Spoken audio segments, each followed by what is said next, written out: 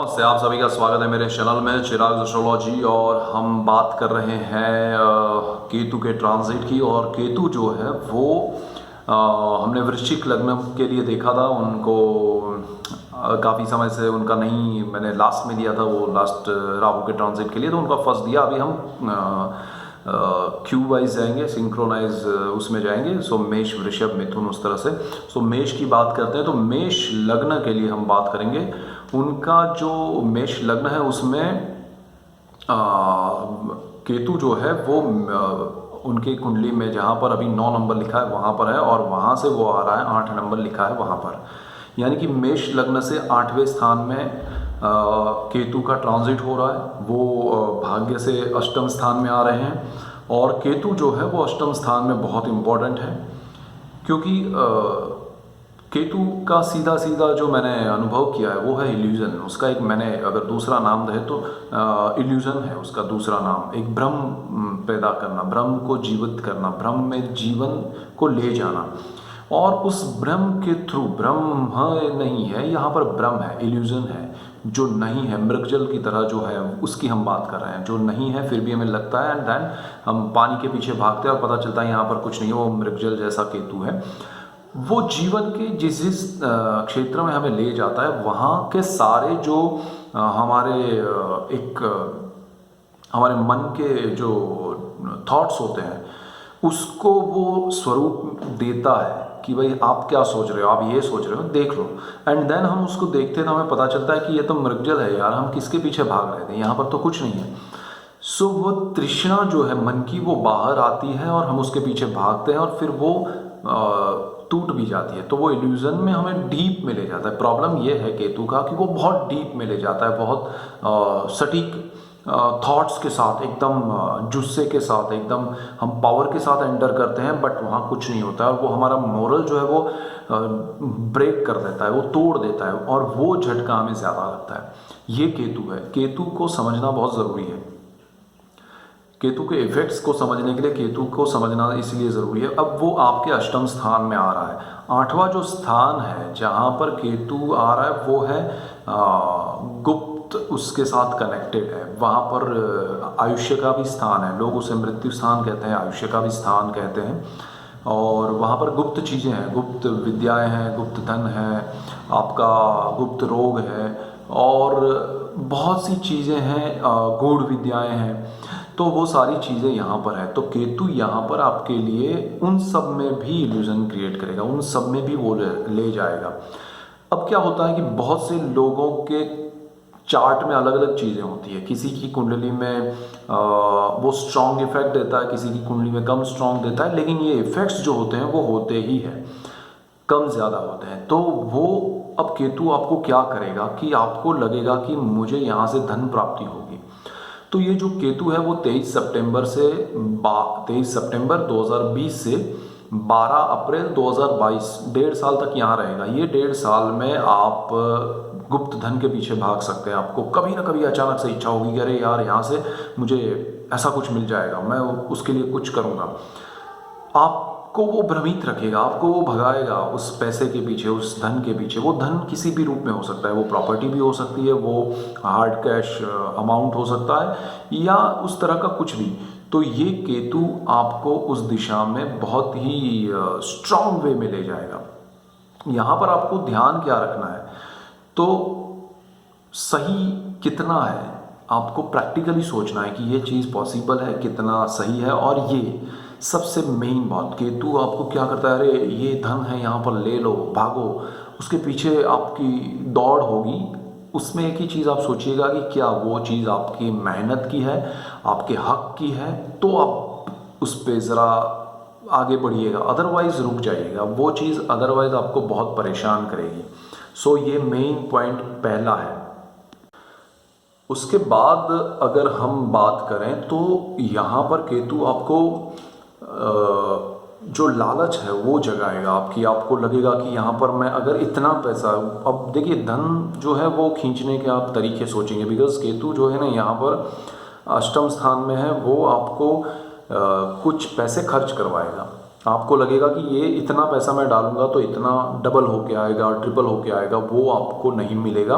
एक तो राहु भी आपका बिल्कुल सामने धन स्थान में है, सेविंग्स का स्थान है, वहाँ पर बैठा हुआ है, वो व्यय कराएगा। और यहाँ पर ये ये आपको ध्यान रखना है कि मुझे किसी भी प्रकार के लालच में आकर जो प्रैक्टिकली पॉसिबल नहीं है, जिस पर मेरा हक नहीं है, जिसमें मुझे कुछ पता ही नहीं है, उसके पीछे नहीं भागना है।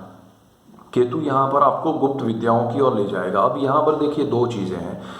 एक तो ये है कि केतु गुप्त विद्याओं में भी भ्रमित करता है, यानी कि आपको सही दिशा में नहीं ले जाएगा, सही व्यक्तियों से नहीं मिलाएगा। आपको लगेगा कि मुझे यहाँ से ये विद्या मिल जाएगी या ये सीखने मिल जाएगा, चाहे वो एस्ट्रोलॉजी हो या तंत्र मंत्र विद्या हो या किसी भी प्रकार की विद्या हो जो गुप्त विद्याएं कैटेगरी में आती हैं, तो वो चीज़ आपको सही दिशा में नहीं मिलेगी, आपको सही गुरु नहीं मिलेंगे, सही रास्ता नहीं मिलेगा और आप भटकेंगे और फिर आप कहेंगे कि ऐसा कुछ होता ही नहीं है या ऐसा होता है तो उसमें लोग सही नहीं होते, या सारी चीज़ें।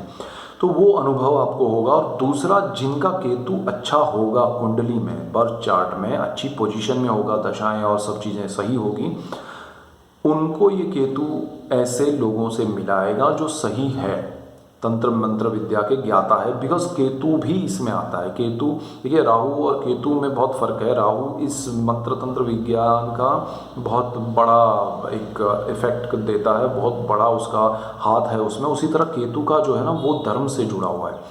वो देखिए, एक एग्जाम्पल देता हूँ कि जो तांत्रिक होते हैं, जो अघोरी होते हैं, अघोर तंत्र जो है, उसमें जो लोग होते हैं वो प्योर अघोर तंत्र की उपासना करते हैं, उस रास्ते पे उपासना करते हैं। जो तंत्र विद्या वाले हैं, तांत्रिक है, वो उसमें जाते हैं। लेकिन जैसे हमारे वैदिक उसमें जैसे शंकराचार्य होते हैं, तो शंकराचार्य को भी ये सारी विद्याओं का ज्ञान होता है।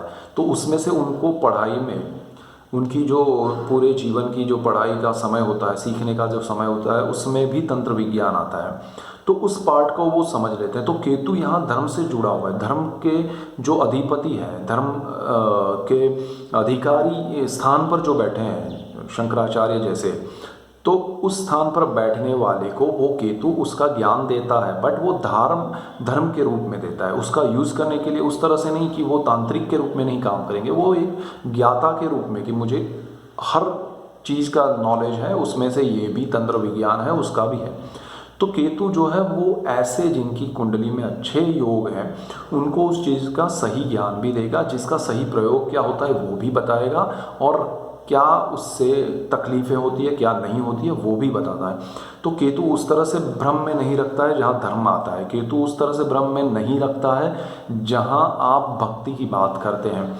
सो बहुत सारे लोगों को केतु ने ही भक्ति मार्ग दिखाया है। सो धर्म स्थान से वो आ रहा है अष्टम स्थान में, धर्म और भक्ति का स्थान है भाग्य स्थान, 9वां स्थान। वहाँ से केतु आपके 8वें मृत्यु और आयुष्य के स्थान में आ रहा है। वो आपको धर्म से जोड़कर आयुष्य के बारे में, यानी कि बहुत से लोगों का अष्टम स्थान में आया हुआ केतु उनके माइंड सेट को चेंज कर देगा। उनको ये होगा क्योंकि आप अभी भक्ति भाव से आए हैं, यहाँ पर बहुत सारी पूजा पाठ की है आपने, भक्ति की है, और वो आपके ग्रहों के हिसाब से आपने कम ज़्यादा की होगी। लेकिन यहाँ अष्टम स्थान में आया हुआ केतु आपको फिर उस तरह से ले जाएगा कि भाई अब जीवन में और कुछ नहीं करना, यही सब अच्छा है, यही सब सच्चा है, और पूजा पाठ करो, भक्ति भाव करो और लोगों के लिए अच्छा कुछ करो, और जीवन में जो मिल रहा है, जितना भी मिल रहा है वो सही है। वो भी एक केतु का इफेक्ट मिलेगा आपको।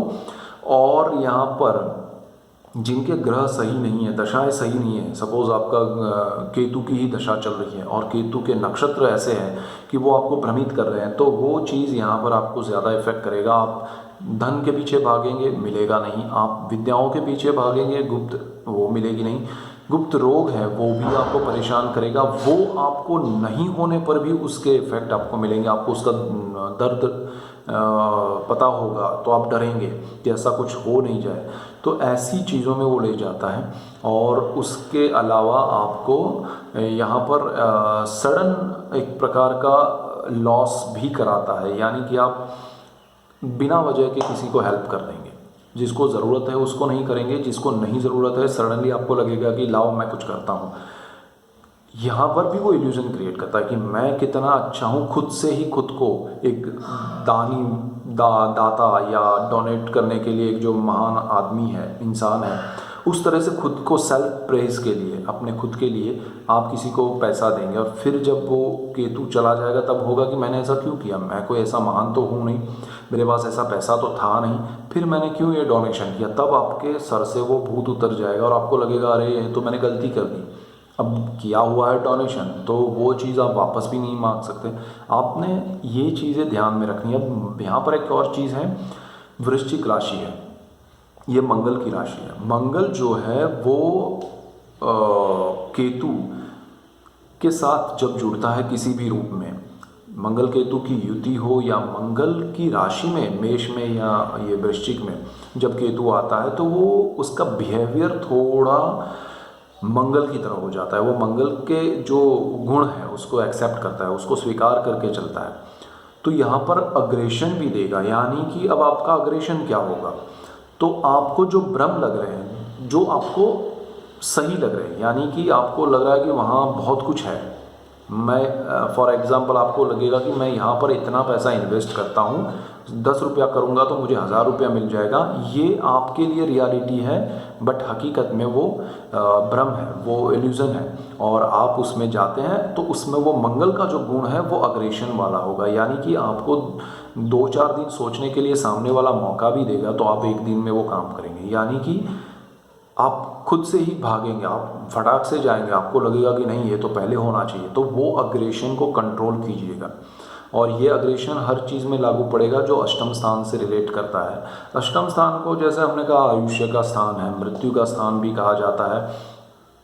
तो यहाँ पर केतु आके क्या करेगा कि किसी को, ऐसा नहीं है कि वो अष्टम स्थान में आके किसी की मृत्यु करता है या किसी का आयुष्य बढ़ा देता है या क्या है, यहाँ पर आपके थॉट्स बदल जाएंगे लाइफ को लेके, आपके जीवन को लेके। वो क्या होगा कि आपको ऐसा कोई ज़बरदस्त झटका लगेगा, आपको ऐसा कोई प्रॉब्लम लाइफ में देखने को मिलेगा, वो चाहे आपकी लाइफ में आपकी कुंडली के हिसाब से हो या फिर आप किसी की लाइफ में देखें, किसी और की लाइफ में, और उससे आपको इफ़ेक्ट हो, आपके मन पे वो हावी हो जाए कि अरे ये क्या हो गया, और वो चीज़ आपको जीवन और मृत्यु के ऐसे उस मकाम का या उसका परिचय कराएगा जिससे आपके माइंड को पूरा, आपके मन को विचलित कर देगा, आपके थॉट्स बदल जाएंगे। आप फिर दुनिया को, अपने आप को, अपने आसपास की जो गतिविधियां हैं, सब चीज़ों को अलग नज़रिए से देखेंगे और ये केतु आपको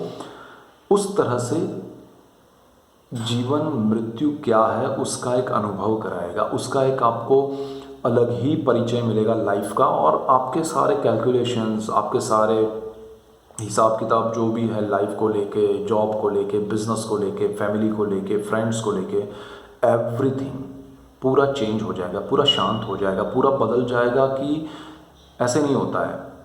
और आप उसकी सर्च में भी जाएंगे तो वो भी एक गुप्त एरिया है जहां हम सर्च करते हैं कि अरे यार तो फिर लाइफ में है क्या, हमको कैसे जीना चाहिए, हमको करना क्या चाहिए।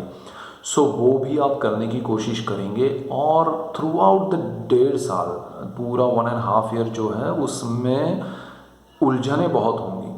तो आपको तकलीफ़ होगी कि एक तरफ ये सब स्ट्रेस मिल रहा है जिसको मैं समझ नहीं पा रहा हूँ, मुझे ये सब असर क्या हो रहा है, लाइफ क्या है, डेथ क्या है, मैं गुप्त धन के पीछे भाग रहा हूँ, विद्याओं के पीछे भाग रहा हूँ, मुझे कहीं से बेनिफिट नज़र आ रहा है, मुझे कहीं लगता है कि कोई मुझे अपना पैसा दे देगा, प्रॉपर्टी मिलने वाली है, ऐसा कुछ लग रहा है लेकिन हो नहीं रहा है। थ्रू आउट ये भागने वाली जो प्रोसेस है उसमें से बाहर निकलने के लिए एक तो आप प्रैक्टिकल रहिएगा। लोग पूछते हैं कि भाई आप ये सब बताते हैं, इसका क्या करना चाहिए, इलाज क्या है, उसके रास्ते क्या है। तो पहले तो प्रैक्टिकली आप सोचिएगा, आसपास के लोगों की राय हर चीज़ में लीजिएगा जो आपको लगता है कि ये मैं करूँ, इसमें इन्वेस्ट करूँ या कुछ भी, तो वो एक चीज़। और हमेशा उसका डेप्थ में इतना मत जाइएगा कि जिससे आप किसी और की मान नहीं सके, बट उसको बाहर से ऑब्जर्व कीजिएगा। और मेन खास बात यह है कि आप मेडिटेशन, योगा, प्राणायाम कीजिएगा, गणेश जी की पूजा कीजिएगा, आपके मन को बहुत एक कंसंट्रेशन से आप कर पाएंगे लाइफ में बहुत कुछ ये 1.5 साल में। सो ये 1.5 साल मेष लग्न के लिए इल्यूजन में जीने का नहीं है, उसमें से सिर्फ बाहर रह के ऑब्जर्व करके सीखने का है कि ये सब चीज़ें हो और उसमें से हमें कोई तकलीफ़ ना हो, कोई लॉस ना हो, बट उसको सिर्फ सीखना है कि हाँ इसमें ऐसा कुछ होता है, लाइफ के साथ ये भी हो सकता है, ये भी चीज़ें आ सकती है। मेजर कोई नेगेटिव इफेक्ट नहीं है, बट यस अगर आप इसमें उलझे तो उसके परिणाम आपके लिए, जैसे पैसे इन्वेस्ट किए तो लॉस, आपने कहीं कुछ और भागा दौड़ी की तो मेंटल स्ट्रेस, फिजिकल स्ट्रेस, वो सारी चीज़ें, सो वो नहीं हो, इतना ही ध्यान रखना। ये मेन पॉइंट्स थे मेष लग्न के लिए। बाकी लग्नों के लिए हम वृषभ और उसके हिसाब से जाएंगे। So that's it for today. Keep watching Chirag astrology. Thank you for watching. God bless you and good bye. Thank you.